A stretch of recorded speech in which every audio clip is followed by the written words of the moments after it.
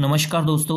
RRB NTPC CBT 1 2025 में पूछे गए मैथ के इंपॉर्टेंट क्वेश्चंस हम आपके साथ डिस्कस कर रहे हैं। उसी सीरीज को कंटिन्यू करते हुए इस पार्ट में कुछ और इंपॉर्टेंट क्वेश्चंस आपके साथ डिस्कस करेंगे, ताकि आने वाला जो एनटीपीसी सीबीटी 1 का एग्जाम है ना सिर्फ उसमें आपकी हेल्प हो, बल्कि आने वाले जितने भी आपके मैथ बेस्ड एग्जाम है सब में आपको यहाँ से हेल्प डेफिनेटली मिलेगी। स्टार्ट करते हैं क्वेश्चन नंबर फर्स्ट से। इसमें बोला है अगर एक आदमी 1 रुपये में 6 रबड़ बैंड बेचता है ना, तो उसे 40% का लॉस हो रहा है। तो आपको बताना है कि अगर उसे 20% का गेन चाहिए तो 1 रुपये में उसको कितने रबड़ बैंड बेचना पड़ेंगे। रेशो मेथड से इस क्वेश्चन को हम करेंगे। कैसे करेंगे? स्टार्ट करते हैं हम लॉस से।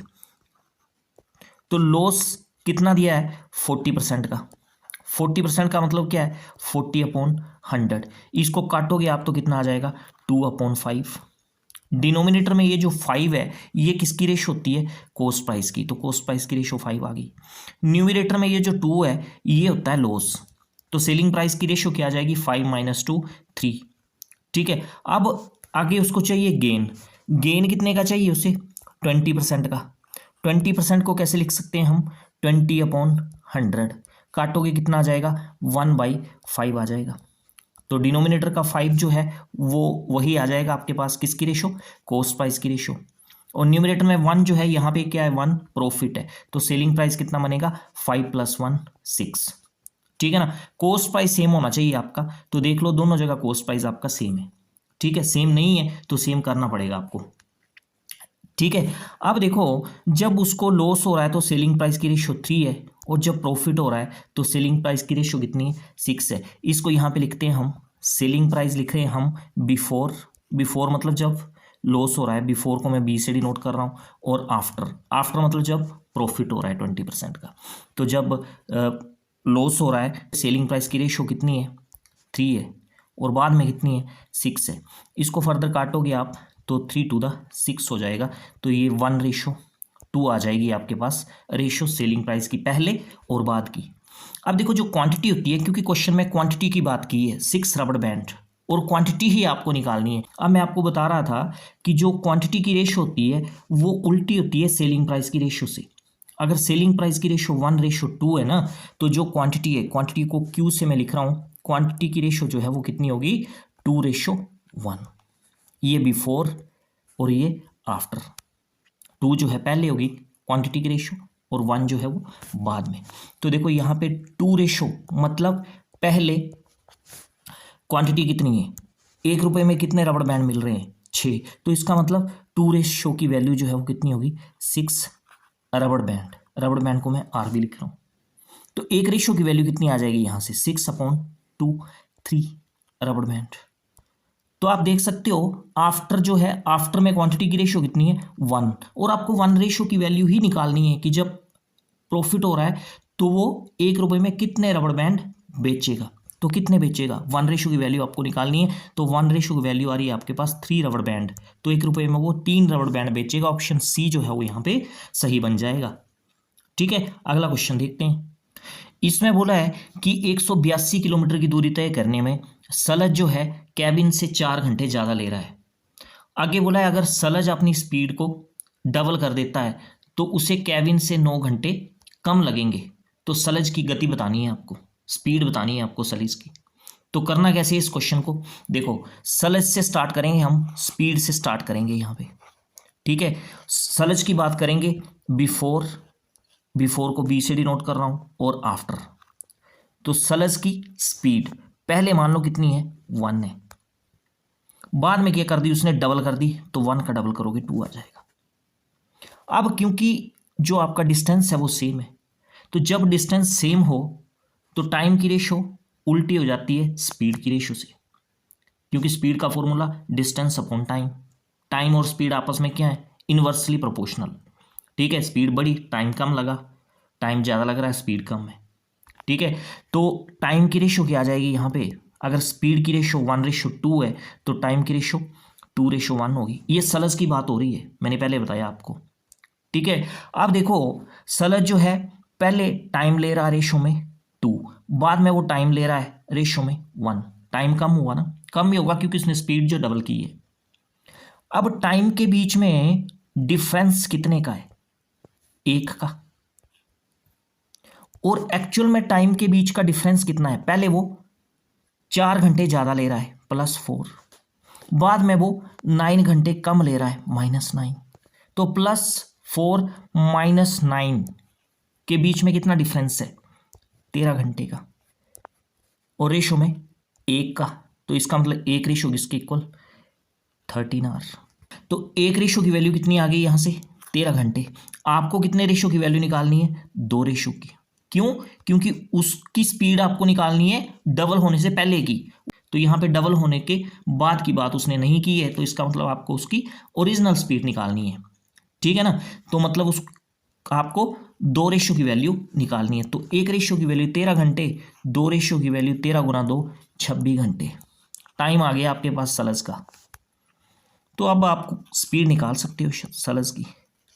स्पीड कैसे निकालेंगे, डिस्टेंस अपॉन टाइम। डिस्टेंस तो आपके पास है ही है 182 किलोमीटर, टाइम कितना लग रहा है 26 घंटे। तो 182 को आप 26 से डिवाइड करोगे कितना आ जाएगा 7 किलोमीटर प्रति घंटा। तो ये आ जाएगी सलज की गति। तो ऑप्शन ए जो है वो सही बन जाएगा आपके पास। क्लियर हो गया क्वेश्चन। अगला क्वेश्चन देखते हैं। अब देखो फिर से लगभग सेम ही क्वेश्चन आ गया जैसे हमने पिछला क्वेश्चन किया है। इसमें बोला है ईशान और मेघना अपनी अपनी कार से दिल्ली से कानपुर जा रहे हैं, ठीक है। अब ईशान जो है 77 किलोमीटर पर आवर की स्पीड से ड्राइव कर रहा है और मेघना जो है वो 33 किलोमीटर पर आवर की स्पीड से कार को ड्राइव कर रही है। Find the time taken by मेघना टू रीच कानपुर। आपको बताना है कि मेघना जो है कानपुर पहुंचने में कितना टाइम लेगी if Ishan takes 12 hours. Ishan का टाइम उसने दे रखा है कि ईशान तो 12 घंटे ले रहा है, आपको बताना है मेघना कितना टाइम ले रही है। तो पहले हम बात करते हैं, क्वेश्चन को स्टार्ट कहाँ से करते हैं, स्पीड से स्टार्ट करते हैं, ठीक है। तो स्पीड हम एक तरफ लिख लेते हैं ईशान की, ईशान को मैं आई से डिनोट कर रहा हूँ। एक तरफ मेघना की लिख लेते हैं, मेघना को एम से मैं डिनोट कर रहा हूँ। ईशान की स्पीड जो है वो कितनी है 77 किलोमीटर पर आवर, मेघना की स्पीड जो है वो 33 किलोमीटर पर आवर। ये 11 से कट जाएंगे दोनों, तो स्पीड की रेशो जो बन जाएगी ईशान और मेघना की वो कितनी बन जाएगी 7:3। यहाँ तक क्लियर हो गया आपको। अब मैंने आपको बताया कि अगर डिस्टेंस सेम है तो जो टाइम की रेशो बनती है वो स्पीड की रेशो से उल्टी हो जाती है। तो दिल्ली से कानपुर ही जाना है दोनों को, डिस्टेंस तो दोनों ने सेम ही कवर करना है, तो यहाँ पे डिस्टेंस क्या है सेम है। तो जो टाइम की रेशो बनेगी वो स्पीड की रेशो की उल्टी हो जाएगी। तो स्पीड की रेशो अगर 7:3 बनी है तो टाइम की रेशो क्या बनेगी 3:7। मतलब क्या है, ईशान रेशो में 3 टाइम ले रहा है और मेघना रेशो में 7 टाइम ले रही है, ठीक है। आपको ईशान का टाइम दे रखा है 12 घंटे और रेशो में ईशान का टाइम कितना है 3। इसका मतलब 3 रेशो की वैल्यू 12 घंटे। क्वेश्चन खत्म हो जाएगा यहीं से। 3 रेशो की वैल्यू 12 घंटे, 1 रेशो की वैल्यू 12/3 4 घंटे। आपको मेघना का टाइम निकालना है, मेघना के टाइम की रेशो कितनी है 7 रेशो की वैल्यू आपको निकालनी है। 1 रेशो की वैल्यू 4 घंटे, 7 रेशो की वैल्यू 4 × 7 28 घंटे। तो मेघना को कानपुर पहुंचने में कितना टाइम लगेगा 28 घंटे। ऑप्शन ए सही बन जाएगा। क्लियर हो गया क्वेश्चन। अगला क्वेश्चन देखते हैं। अब देखो ये टाइम और वर्क का क्वेश्चन आ गया। इसमें बोला कि Naman and Umar can complete a certain piece of work in 13 and 4 days respectively. कि नमन जो है वो एक काम को 13 दिन में कर सकता है और उमर जो है उसी काम को 4 दिन में कर सकता है। उन्होंने एक साथ काम करना शुरू किया, 2 दिन तक उन्होंने काम किया और 2 दिन के बाद उमर जो है वो काम छोड़ के चला गया। तो आपको बताना है बचे हुए काम को नमन जो है वो कितने दिनों में कंप्लीट करेगा। यहाँ पे आपको एक फॉर्मूला पता होना चाहिए वर्क का। वर्क जो होता है वो किसके इक्वल होता है एफिशिएंसी इनटू टाइम, ठीक है। एफिशिएंसी मतलब कार्य क्षमता, ठीक। अब नमन को मैं एन से लिख रहा हूँ और उमर को मैं ओ से डिनोट कर रहा हूँ। नमन जो है काम को कितने दिनों में ख़त्म कर सकता है 13 दिनों में, ठीक है। और उमर जो है काम को कितने दिनों में ख़त्म कर सकता है 4 दिनों में। यहाँ से हमें सबसे पहले क्या निकालना पड़ेगा टोटल वर्क, कि टोटल काम कितना है। तो टोटल वर्क कैसे निकालते हैं हम 13 और 4 का एलसीएम लेंगे। तो 13 और 4 का एलसीएम कितना आ जाएगा 52। आगे हमें क्या निकालनी होती है एफिशिएंसी निकालनी होती है। पहले हम नमन की एफिशिएंसी निकालेंगे उसके बाद उमर की। तो नमन की एफिशिएंसी कैसे निकालेंगे टोटल वर्क डिवाइड बाय नमन जितने दिनों में काम को ख़त्म करता है, क्योंकि एफिशिएंसी का फॉर्मूला क्या बनता है, वर्क अपॉन टाइम, फॉर्मूला मैंने लिखा है ऊपर। तो नमन की एफिशिएंसी आ जाएगी 52/13 4, और उमर की एफिशिएंसी 52/4 13। ये नमन की एफिशिएंसी 4 का मतलब क्या है कि नमन एक दिन में 4 काम कर सकता है, और उमर की एफिशिएंसी 13 है, इसका मतलब उमर एक दिन में कितना काम कर सकता है, 13। और दोनों ने अगर मिल के काम करना है तो वो एक दिन में कितना काम कर सकते हैं, 4 + 13 17। अब दोनों ने मिलके काम तो किया, कितने दिन किया, 2 दिन। तो अगर एक दिन में वो 17 काम कर रहे हैं तो 2 दिन में कितना काम करेंगे वो, 2 × 17 कितना हो जाएगा, 34 वर्क 2 दिन में कर लेंगे वो दोनों। ठीक है, अब 34 वर्क तो कंप्लीट कर लिया उन्होंने 2 दिनों में। काम कितना था टोटल, 52। तो बचा कितना, लेफ्ट कितना बचा, 52 - 34। तो 52 - 34 कितना आ जाएगा, 18। तो 18 वर्क बच गया। अब 18 वर्क जब बच गया तो उमर जो है वो काम छोड़ के चला गया। अब बचे हुए काम को करना किसको है, नमन को। अब नमन को 18 काम करना है, तो बचा हुआ 18 काम यहाँ पे आ जाएगा न्यूमरेटर में, डिवाइड बाय जितनी नमन की एफिशिएंसी है। तो नमन की एफिशिएंसी कितनी है, 4, क्योंकि नमन एक दिन में 4 काम कर सकता है। तो 18/4 ये टाइम आ जाएगा जितना नमन लेगा काम को ख़त्म करने में। तो 18 / 4 करोगे कितना आ जाएगा, 4.5। तो 4.5 डेज लेगा नमन बचे हुए काम को ख़त्म करने में। ऑप्शन ए यहाँ पे सही बन गया। ठीक हो गया। अगला क्वेश्चन देखो। इस क्वेश्चन में आपको बोला है कि एक रेगुलर पॉलीगन है, उसके एक एक्सटीरियर एंगल और एक इंटीरियर एंगल की जो रेशो आपको दे रखी है वो 1:8 दी है। आपको उस रेगुलर पॉलीगन की नंबर ऑफ साइड्स निकालनी है। तो नंबर ऑफ साइड्स हम ले लेते हैं रेगुलर पॉलीगन की n, और आपको गिवन क्या है, एक एक्सटीरियर एंगल और एक इंटीरियर एंगल की रेशो आपको दे रखी है 1:8, यानी 1/8। एक्सटीरियर एंगल को मैं E से डिनोट कर रहा हूँ, इंटीरियर एंगल को I से डिनोट कर रहा हूँ। अब मेरे को बताओ आप कि अगर किसी पॉलीगन की, रेगुलर पॉलीगन की n साइड्स हैं तो उसका अगर एक एक्सटीरियर एंगल आपको निकालना है तो फॉर्मूला क्या बनता है, तो फॉर्मूला बनता है 360 डिग्री अपॉन n। और उसका अगर एक इंटीरियर एंगल निकालना है तो फॉर्मूला क्या बनता है, तो फॉर्मूला बनता है n/2 × 180 डिग्री अपॉन n। फॉर्मूले पता है तो क्वेश्चन आएगा, फॉर्मूले नहीं पता है तो क्वेश्चन आपको नहीं आएगा फिर। अब ये रेशो आपको जो दे के रखी है वो कितने, किसके इक्वल है, 1/8 के इक्वल है। ठीक है, यहाँ से n से n आपका कैंसिल हो गया, 180 से 360 कैंसिल हो गया 2 टाइम्स। तो लेफ्ट साइड में आपके पास न्यूमरेटर में क्या बचा, 2, और डिनोमिनेटर में n - 2। तो ये आ जाएगा 2/n - 2 = 1/8। क्रॉस मल्टीप्लाई कर लो यहाँ से आप, n की वैल्यू आ जाएगी आपके पास। तो n - 2 किसके इक्वल हो जाएगा, 16 के इक्वल। यहाँ से n की वैल्यू आ जाएगी 16 + 2 18। तो नंबर ऑफ साइड्स कितनी आ जाएंगी, 18। ऑप्शन सी जो है आपका सही बन जाएगा यहाँ से। ठीक है, नेक्स्ट क्वेश्चन देखो। अब देखो इस क्वेश्चन में बोला है कि 2 कैंडिडेट्स के बीच में इलेक्शन होता है और जितने भी रजिस्टर्ड वोटर्स थे उनमें से सिर्फ 80% वोटर्स ने अपना वोट कास्ट किया है, और जितने भी वोट कास्ट हुए उसमें से 5% जो थे वो इनवैलिड थे, और विनिंग कैंडिडेट्स को वैलिड वोट्स का 75% मिला है, और वो इलेक्शन जीत जाता है 1805 वोट से। तो आपको बताना है कि टोटल रजिस्टर्ड वोटर्स जो थे वो कितने थे। तो टोटल रजिस्टर्ड वोटर मान लो कितने थे, 100। ठीक है, रजिस्टर्ड वोटर जिन्होंने अपना वोट कास्ट किया है, तो RVCV का मतलब क्या है, रजिस्टर्ड वोटर्स कास्ट दियर वोट्स। तो कितने वोटर्स ने अपना वोट्स दिया है, तो 100 का 80% मतलब 80। अब जितने भी वोट कास्ट हुए, 80 वोट्स कास्ट हुए, इसमें से 5% जो थे वो इनवैलिड थे। तो यहाँ लिख रहा हूँ मैं इनवैलिड वोट्स। तो 80 का 5% कितना होगा, 4 होगा। तो 4 वोट्स जो है वो क्या हो गए, इनवैलिड। तो इसका मतलब वैलिड वोट्स कितने हो गए आपके पास, 80 - 4 76। अब जितने भी वैलिड वोट्स थे उसका 75% जो है वो विनिंग कैंडिडेट्स को मिला है। तो vote got by winning candidates, उसको मैं लिख रहा हूँ VWC। तो विनिंग कैंडिडेट्स को कितना वोट मिला, जो वैलिड वोट था उसका 75%, तो 76 का क्या करोगे आप 75%, तो ये आ जाएगा। इसको आप थोड़ा सा सोल्व करोगे तो ये आ जाएगा आपका 25 से कट जाएंगे और 4 से ये 76 कटेगा, 19 इंटू 3 57।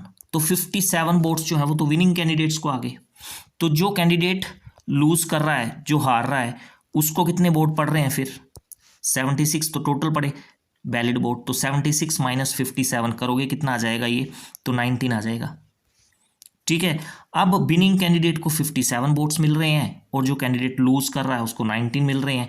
मार्जिन देख लो आप कितने का है, तो 57 माइनस 19 38 का मार्जिन है, और एक्चुअल में आपको मार्जिन कितने का दे रखा है 1805 का। इसका मतलब ये 38 रेशो की वैल्यू जो है वो किसके इक्वल हो जाएगी 1805। एक रेशो की वैल्यू यहाँ से आ जाएगी 1805 डिवाइड बाय 38। आपको क्या निकालना है, टोटल रजिस्टर्ड वोटर निकालने हैं आपको, तो 100 रेशो की आपको वैल्यू निकालनी है, तो 100 रेशो की वैल्यू यहाँ से निकाल सकते हो आप। ठीक है, 1805 आ जाएगा, अपॉन में आ जाएगा 38 और गुना 100 आ जाएगा।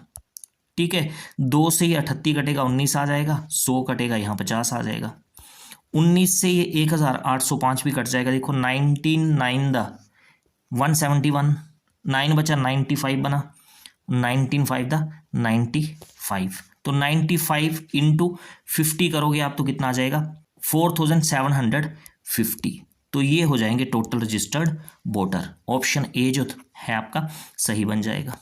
क्लियर हो गया। नेक्स्ट क्वेश्चन देखते हैं। अब देखो इस क्वेश्चन में क्या बोला है कि एक व्यक्ति या मानव वो क्या कर रहा है, अगर किसी वस्तु को एक्चुअल सेलिंग प्राइस के 2/5 पर बेचता है तो उसे 24% का लॉस हो रहा है, और अगर वो 88% जो एक्चुअल सेलिंग प्राइस है उसके 88% पे बेचता है तो प्रॉफिट आपको निकालना है कितना होगा। तो देखो इसमें दो केस बनेंगे। हम सबसे पहले फर्स्ट केस ले लेते हैं।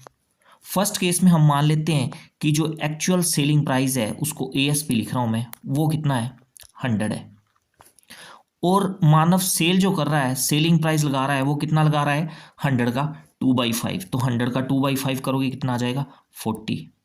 तो उसको लॉस हो रहा है, यहाँ पे लॉस कितने का हो रहा है 24% का। तो देखो क्या हम यहाँ से कॉस्ट प्राइस निकाल सकते हैं, क्योंकि सेलिंग प्राइस आपके पास आ गया, लॉस आपके पास आ गया, तो यहाँ से आप कॉस्ट प्राइस निकाल सकते हो। तो कॉस्ट प्राइस का फॉर्मूला क्या बनता है 100 अपॉन 100 माइनस लॉस परसेंट, तो 100 माइनस 24 करोगे 76 आ जाएगा, इनटू सेलिंग प्राइस, तो सेलिंग प्राइस कितना है 40। ठीक है, 4 से 76 कटेगा, यहाँ पे 19 आ जाएगा, तो ये आ गया आपके पास कॉस्ट प्राइस। सेकंड केस देख लेते हैं। सेकंड केस में वो सेलिंग प्राइस क्या लगा रहा है, जो एक्चुअल कॉस्ट प्राइस है उसका 88%, तो एक्चुअल सेलिंग प्राइस हमने 100 लिया है, 100 का 88% करोगे तो 88 ही आएगा, तो सेलिंग प्राइस रेशो में कितना लगा रहा है वो 88। तो यहाँ पे अब उसको क्या हो रहा है प्रॉफिट हो रहा है। कितना प्रॉफिट हो रहा है, प्रॉफिट कैसे निकालते हैं, selling price minus cost price, तो सेलिंग प्राइस तो 88 आ गया और कॉस्ट प्राइस कितना है 1000 अपॉन 19।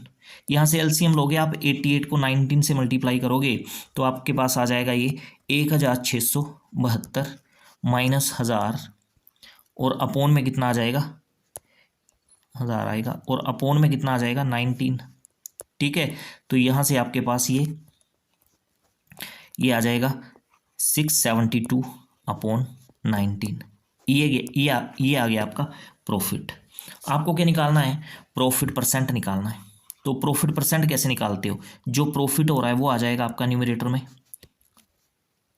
अपॉन में क्या आता है कॉस्ट प्राइस, तो कॉस्ट प्राइस कितना निकाला हमने 1000 अपॉन 19, तो 1000 तो यहाँ जाएगा और 19 चला जाएगा न्यूमरेटर में, इनटू आ जाता है आपका कितना 100।